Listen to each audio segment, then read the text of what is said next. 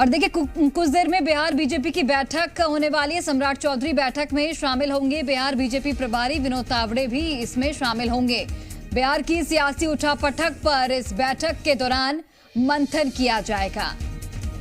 तो कुछ देर में बिहार बीजेपी की बड़ी बैठक होने वाली है। बड़ी जानकारी आप तक पहुंचा रहे हैं। सम्राट चौधरी इस बैठक में शामिल होंगे। बिहार बीजेपी के प्रभारी विनोद तावड़े भी शिरकत करते हुए नजर आएंगे। और इस बैठक को महत्वपूर्ण इसलिए बताया जा रहा है क्योंकि कहा जा रहा है कि जो समर्थन नीतीश कुमार को मिलेगा वो इसी बैठक के दौरान फैसला लिया जाएगा। सभी के हस्ताक्षर लिए जाएंगे और उसके बाद बीजेपी के जो तमाम नेता हैं वो समर्थन नीतीश कुमार को देंगे।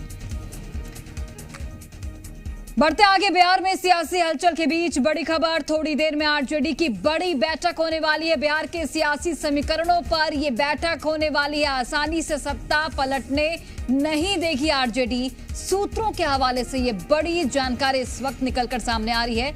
तो बिहार में जिस तरीके से सियासी घटनाक्रम लगातार बदलते हुए नजर आ रहे हैं, अब आरजेडी ने भी ये ठान लिया है कि आसानी से सत्ता पलट नहीं हो पाएगा।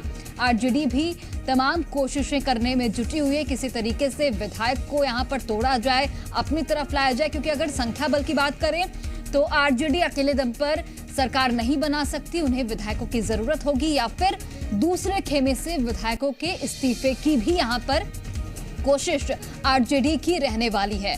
तो सियासी हलचल के बीच ये बड़ी खबर निकलकर सामने आ रही है। थोड़ी ही देर में आरजेडी की बड़ी बैठक होगी और इस बैठक के दौरान विचार विमर्श किया जाएगा, मंथन किया जाएगा आगे की रणनीति को लेकर।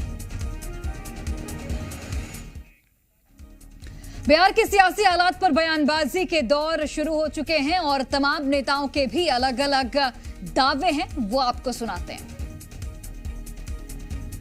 गठबंधन के सहयोगी थे तृणमूल कांग्रेस, उसने ऐलानिया कह दिया कि वो चुनाव नहीं लड़ेंगे। आम आदमी पार्टी ने पंजाब में कह दिया। अब पहले ही बसपा ने उत्तर प्रदेश में कह दिया। तो मुझे लगता है अब जो कुछ हो रहा है इस तथाकथित इंडी गठबंधन के अंदर, उसकी स्थिति कुछ कुछ ये कही जा सकती है कि देखी जमाने की यारी, बिछड़े सभी बारी बारी। और इसका एक तथ्यात्मक आधार भी है कि नकारात्मक आधार के ऊपर बने हुए गठबंधनों का भविष्य होता नहीं है। बिहार में चल रहा है तो मुझे लगता है देश के लिए सबसे बड़ा खतरा है।